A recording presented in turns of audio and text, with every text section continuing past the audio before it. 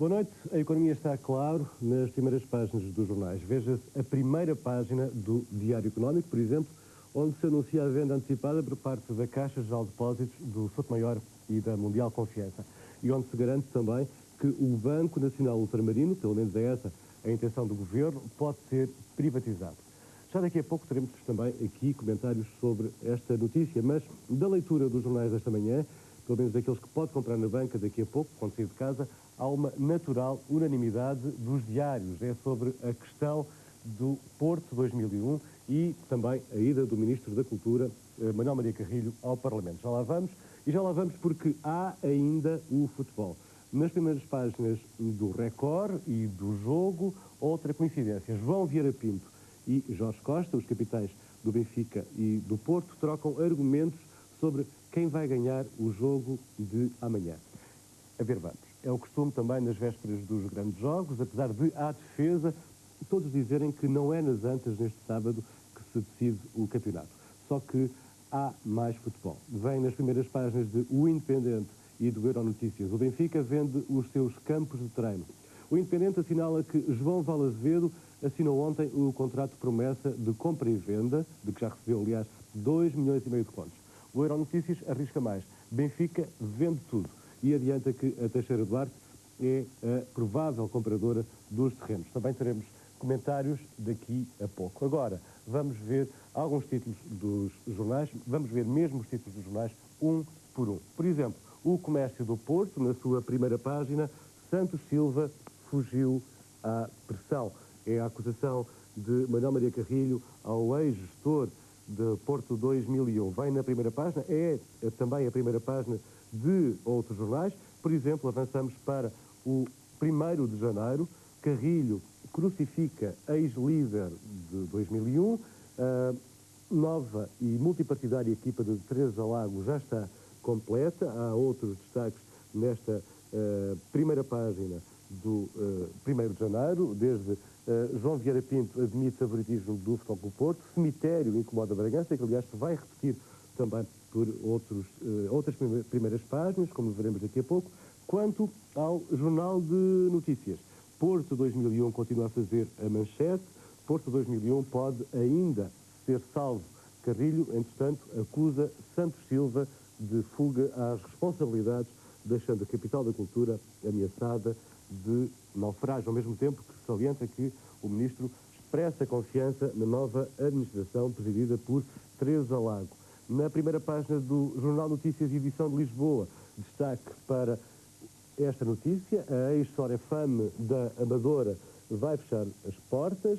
No caso do Jornal Notícias, edição do Porto, progresso do Cávado debatido em Braga. De resto, a manchete é comum nas edições do Porto e de Lisboa. Diário Público, aqui sim, fogo na Assembleia da República, tréguas no Porto. Carrilho acusa Santos Silva de ter fugido da 2001. Salienta-se também que o Ministro da Cultura surpreendeu ontem o Parlamento com violentas críticas a Santos Silva, que acusou de ter fugido às suas responsabilidades. Ainda na primeira página do Público, destaque para a modernização do PCP, na sequência das declarações de Carlos Carvalhas, amplamente comentadas logo no início da semana, e para a opinião de Miguel Sousa Tavares, habitual à sexta-feira aqui no Diário Público, a falsa solução da tolerância zero. Ainda destaque para a distinção que a revista Science atribui a uma cientista portuguesa, Marília Cascalho, e para, obviamente, para a saída zangada de Boris Yeltsin de Istambul. Moscovo aceita a moderação da OSSE na Chechênia. Diário de Notícias. No Diário de Notícias, a manchete é um pouco diferente, substancialmente diferente, aliás. O Governo quer despenalizar as drogas. O projeto de lei está em preparação e prevê a descriminalização dos consumidores e também dos possuidores de doses para consumo próprio. Mas, obviamente, que é a fotografia do Ministro Manuel Maria Carrilho que marca toda esta primeira página. A polémica do Porto 2001. O debate foi ao rubro em São Bento, nova administração na capital da cultura, e Carrilho responde em artigo do Diário de Notícias, que aliás aparece na página da opinião, justamente chama-se A Palavra Confiscada. É um artigo de opinião do ministro Manuel Maria Carrilho, nas páginas do Diário de Notícias, onde debate várias questões ligadas ao seu ministério, o Ministério da Cultura. E, finalmente, chegamos ao Diário Económico. Aqui, a manchete, embora na primeira página ainda haja espaço para mencionar este caso, o caso do Porto 2001, Carrilho ataca gestão de Santos Silva, há, no entanto, este destaque. A Caixa Geral de Depósitos vende Banco Pinto Souto Maior e Mundial Confiança e o Governo admite privatizar o BNU. Por seu lado, o BCP vai prosseguir com a OPA sobre o Souto Maior. Ora bom, qual é a estratégia do Governo, da Caixa Geral de Depósitos e do BCP em tudo isto? Vamos ouvir o comentário de Celso Filipe, chefe de redação do Diário Económico, que está também connosco ao telefone. Boa noite. Boa noite. Bem, a estratégia do Governo sobre aquilo que vai acontecer à Caixa Geral de Depósitos ainda está por conhecer. O que é certo e sabido, como o Diário Económico noticia hoje, é que o Grupo Caixa Geral de Depósitos está disposto a vender o Banco Pinto e Souto Maior e a Mundial Confiança, e o próprio Governo admite privatizar o BNU. Tudo isto é legítimo, dependendo dos moldes em que isso se faça. Por exemplo, se o Estado e a própria Caixa Geral de Depósitos venderem 49% do grupo todo, continuam a controlar o mesmo e encontram uma massa crítica, neste caso financeira, muito importante, para fazer outros negócios e quem sabe, para apoiar ainda mais a internacionalização das empresas portuguesas e da própria economia. Quanto à decisão do BCP manter a OPA sobre o Banco Pinto e Souto Maior, é tudo normal. Agora, nas circunstâncias atuais, tudo pode acontecer, mas o mais provável é a Caixa Geral de Depósitos dizer que aceita ou não aceita a OPA do BCP sobre o Souto Maior. Como se diz, o BCP meteu o pé na porta, mas quem tem a chave para fechar a mesma é a Caixa Geral de Depósitos. Muito bem, Celso Filipe, como é que neste caso vê a atual situação então da banca portuguesa? Quanto a mim, o mais importante também é refletir um pouco sobre aquilo que se passa com os mais importantes grupos bancários nacionais. Eu refiro-me concretamente, para além do BCP, ao Grupo BES e ao BPI. E está na altura destes grupos, de uma vez por todas, quando foi a questão da OPA, do acordo entre o Grupo Champalimau e o Banco Santander Central Hispano, se virem queixar do interesse nacional e de uma vez por todas arranjarem uma estratégia comum para não terem que ir ao Estado acenar ao tio o interesse nacional. O que é importante aqui é que estes grupos definam uma estratégia sabendo que o mercado lá fora é muito grande, muito comilão e tem muitos e muitos milhões de contos. Portanto, sem dimensão crítica, os bancos portugueses podem estar condenados ao fracasso ou a serem uma pequena parcela num mar de grandes instituições bancárias. Apenas isso. Muito bem, a manchete do Diário Económico, comentada por Celso Filipe, justamente chefe de redação do Diário Económico. Ainda na primeira página do Diário Económico, vale a pena prestar alguma atenção ao resumo da opinião desta sexta-feira. Uma secção de opinião bastante rica. Para já, a semana de Constança Cunhaçá e a Bolsa de Futuros de Jorge Femans. E ainda Batista Bastos, que escreve sobre Pedro Messias. Supõe-se que Pedro Santana Lopes. Raul Vaz escreve sobre o estado de emergência do PSD e João Paulo Guerra escreve sobre os processos em risco de prescrever. Esta é, portanto, a primeira página do Diário Económico. Outros jornais desta manhã, o 24 Horas, com um título completamente diferente de todos os outros, até agora, pelo menos. Álcool proibido a menores. O Governo tem já pronta, antes do fim do ano, a lei que impede a venda de bebidas alcoólicas a menores de 17 anos. Aos 7, diz o 24 Horas, os putos já sabem beber neste país campeão da pinga. Uma fotografia que ilustra esta primeira página, bem sugestiva. E ainda destaque para a questão da peste suína, que está a graçar no Alentejo e que já motivou o encerramento da fronteira, pelo menos em relação à cinicultura com a Espanha. Correio da Manhã, pensionistas desiludidos, ou seja, a lista completa de aumentos das pensões, abonos e salário mínimo. Esta é a manchete do Correio da Manhã, que dá ainda destaque a Lisboa, que vê reis do xadrez, nomeadamente Garry Kasparov, que está já na capital. Também no interior, o Correio da Manhã dá destaque à questão de Porto 2001, ministro descarrilhado com deputados do PS. No interior, uma história de Santiago do Cacém, um rapaz de 13 anos mata a tiro rapariga de 16. Hoje é o dia de alguns semanários, nomeadamente o Semanário Independente, já aqui disponível na mesa do Primeira Página, a revista, o caderno 3 do Independente. Toda a capa do caderno 3 é dedicada a Luís Coelho, licenciado em Direito, comissário da TAP, nascido e regressado ao Casal Ventoso. Uma bela história contada aqui nas páginas do Independente. Ainda nesta edição, destaque para uma entrevista com Leonardo Boff, teólogo, com uma história também deliciosa de Paulo Barriga, realizada no Alentejo, sobre as sociedades de caixões. Uma curiosidade, são coletividades lutuosas que durante anos se espalharam um pouco por todo o Baixo Alentejo, ou seja, compra-se, paga-se em vida para se ter dignidade ou pelo menos na morte, para comprar. São sociedades que se formam para comprar caixões. Primeira página do Independente, caderno 1, dedicado a Fernando Gomes, o novo ministro. Contas à moda de Gomes. A Fundação do Porto gastou 2,5 milhões de contos em obras ilegais. O ex-presidente da Câmara do Porto, Fernando Gomes, diz o Independente, usou a Fundação para o desenvolvimento da zona histórica do Porto para fugir a concursos públicos e ao visto prévio do Tribunal de Contas. É esta a manchete de O Independente. Este assunto, aliás, merece destaque, também merece pelo menos meia página no Diário de Notícias, no interior do Diário de Notícias, e aqui está, além da revista Livros, que é publicada também esta semana com o Independente, Benfica vendeu campos de treino. Vale Azevedo assinou já o contrato de promessa, compra e venda com uma empresa, e recebeu já 2,5 milhões de contos. É um dos assuntos de capa do semanário O Independente, que este assunto faz justamente capa num outro jornal, no Euronotícias.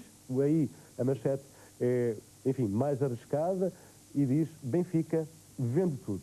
Negócio secreto, Vale Azevedo prepara a venda de terrenos do Benfica por 11 milhões e recebe já 3 milhões até ao fim de dezembro. Para comentar esta notícia, eu tenho ao telefone Manuel Boto que se opõe à estratégia de Vale Azevedo e já se apresentou também como alternativa. Boa noite, Manuel Boto. Como é que comenta esta nova venda de património por parte do Benfica? Boa noite. Eu tenho pedido uma opinião sobre a transformação da situação do Parque Desportivo do Benfica em património imobiliário.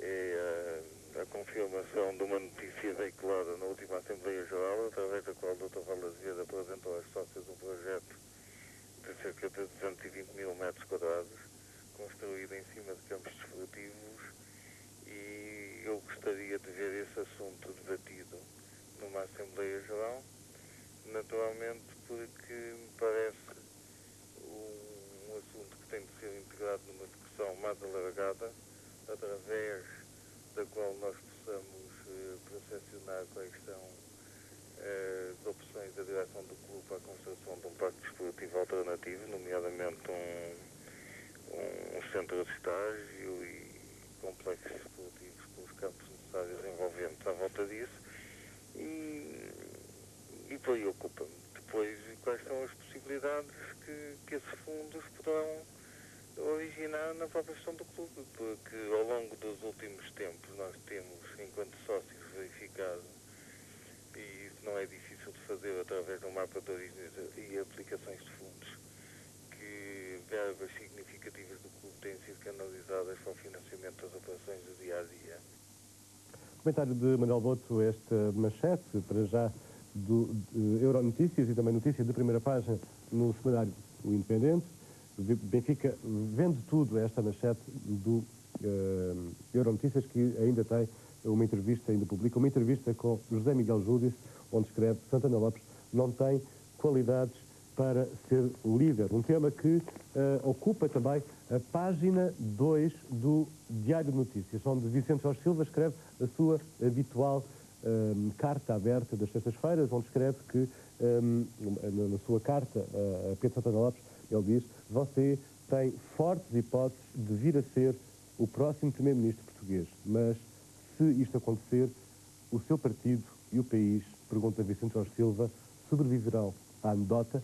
Um texto violento de Vicente Jorge Silva no Diário de Notícias desta manhã. Ainda no Euronotícias, Polícia Judiciária investiga os rendimentos de João Soares. O autarca lisboeta desconhece, entretanto, o inquérito em curso. Está na primeira página do Euronotícias, que, no seu suplemento de Economia, dá natural destaque à questão BCP, ou seja, lança OPA ao Sotomaior com o aval do próprio ministro Pina Moura. No semanário publicado também hoje, o destaque vai para a economia, para o negócio mundial de confiança. A Caixa Geral de Depósitos vai gastar 900 milhões, o BCP reafirma a operação sobre o Sotomaior e ainda uma sondagem, o barómetro semanário Eurosondagem, Jorge Sampaio já está eleito. Ou seja, esta sondagem dá a eleição de Jorge Sampaio contra todo e qualquer candidato. Outros títulos ainda de semanários desta sexta-feira: o Semanário Económico, que se publica à sexta. Portugal é recordista europeu na abertura de balcões bancários. A internet, o telefone e o home banking estão a crescer, mas os banqueiros não dispensam os balcões tradicionais porque são rentáveis. Só este ano, imagine, abriram mais de 304 bancos em todo o país.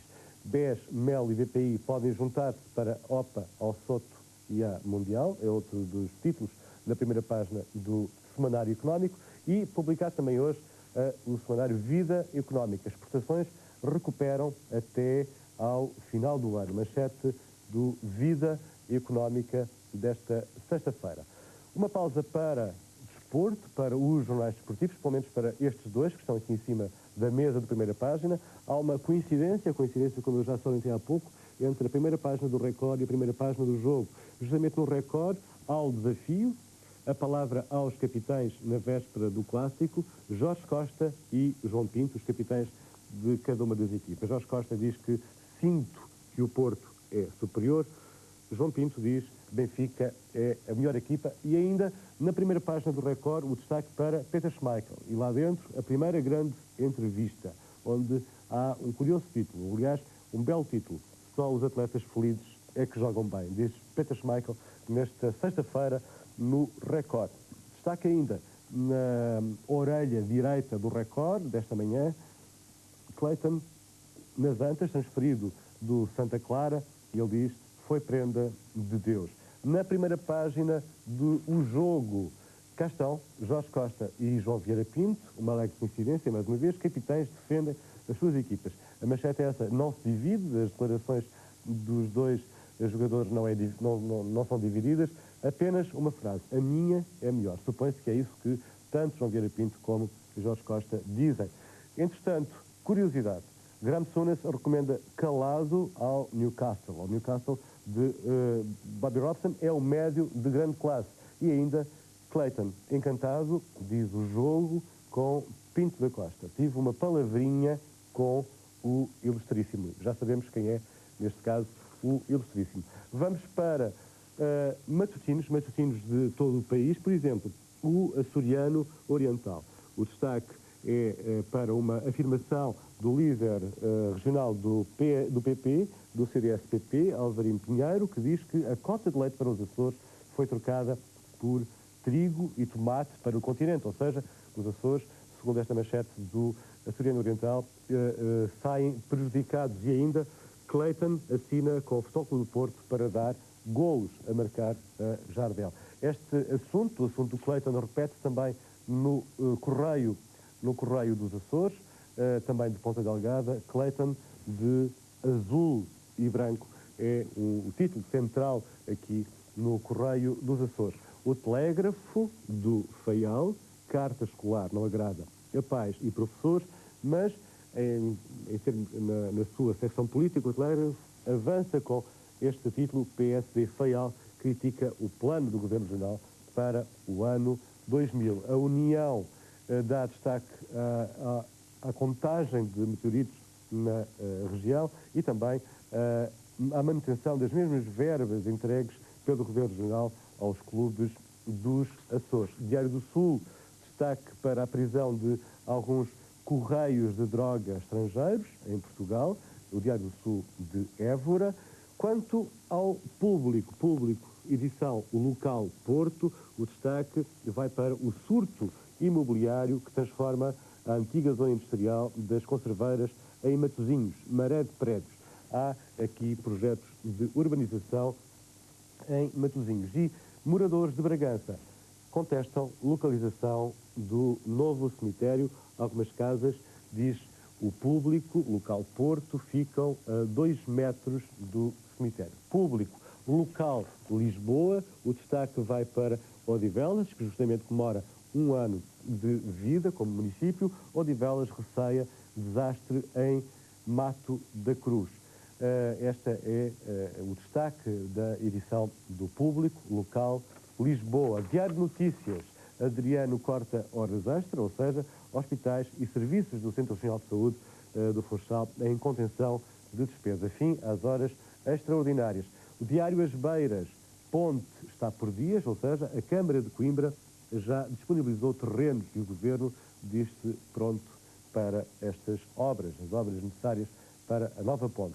Diário de Coimbra, um destaque para um acontecimento musical, o Festival da Canção Broadway. Diário de Coimbra é hoje. Diário de Aveiro, mensagens de mudança na GNR, a Brigada Territorial tem novo comandante. O Diário de Viseu dá destaque às escolas de Póvoa de Santo António, perto de Viseu. Professora e pais de alunos exigem mais apoio pedagógico. No Diário de Leiria, festas da praxe dão as boas-vindas aos caloiros, mas há aqui esta notícia em pé de página. Ele inventou ecosanita e acessórios de bicicleta. Um jovem de Benedita ambiciona comercializar criações. Quanto ao Correio de Setúbal, criança deficiente maltratada, é a manchete do Diário Setubalense. 9 anos depois, o Tribunal começa a julgar um colégio de Lisboa. E, curiosamente, apesar da má classificação do Vitória de Setúbal, não é por isso que o Correio de Setúbal deixa de festejar a equipa local. Parabéns, Vitória de Setúbal. Nesta edição, o Correio de Setúbal publica a história dos 89 anos do clube e, aqui em cima, um destaque: equipa saudina quer dar prenda ao clube no Bessa. Tempo também para semanários, alguns semanários regionais. O Região de Leiria e o Notícias de Leiria escolhem o mesmo assunto: campeões da tragédia, na primeira página aqui no Região de Leiria, acidentes rodoviários. Leiria é a capital da sinistralidade rodoviária no país. No caso do Notícias de Leiria, Leiria tem triste recorde: assassinos na estrada. São os dois semanários de Leiria. Ainda rapidamente outros semanários. Acaba de sair também a edição de O Eco, é de Pombal, o Jornal de Palmela, ainda o Imparcial. Termino quase com 2 ou 3 notícias. Por exemplo, na internet acaba de estar disponível, está já disponível a edição do Independent, de Londres, e a notícia é esta: o quarto filho de Tony Blair está a caminho, diz o Independent, edição desta manhã. Mas vamos até mais longe, vamos até ao Brasil. Esta curiosidade é que Romário já assinou contrato com o Vasco da Gama. Romário, atacante do Flamengo, o seu contrato foi rescindido. Romário saiu da concentração durante uma noite para ir a alguns bares. O seu contrato foi rescindido. Agora passa-se para o arqui-inimigo do Flamengo, o Vasco da Gama. E esta é uma notícia dada aqui em tempo real, atualização hora a hora pelo JB, Jornal do Brasil. mas no Jornal Desportivo, edição já desta manhã, no Brasil, no Rio de Janeiro, esta edição Rio do Lance, o Diário Desportivo Brasileiro, O Mundo dá Voltas. É um curioso título.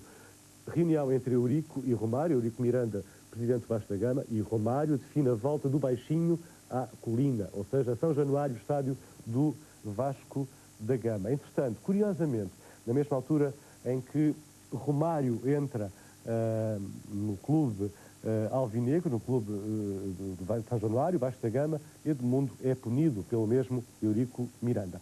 E pronto, por hoje fez, por exemplo, com uma história de desamor, muito menos trágica e até muito menos brutal do que os motivos que a trouxeram à luz do dia.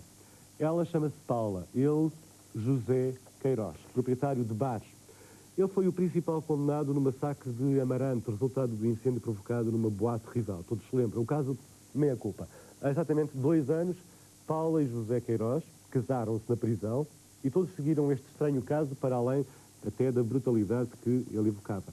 2 anos depois, agora, Paula dá o dito por não dito. Primeiro, já não acredita na inocência do marido, ou pelo menos tem dúvidas. E depois, a verdade é que Paula foi maltratada pelo enteado e viu a sua vida, entretanto, cercada de penhoras, dívidas e falta de dinheiro. Resultado, a grande senhora da noite, de Amarante, voltou a trabalhar nos bares. A sua história é contada na edição de hoje do semanário Tal e Qual. As voltas que a vida e a morte dão. Bom, amanhã, por razões de programação, não há primeira página. Despeço-me então até segunda-feira com mais jornais para ler. Boa noite e, portanto, bom fim de semana.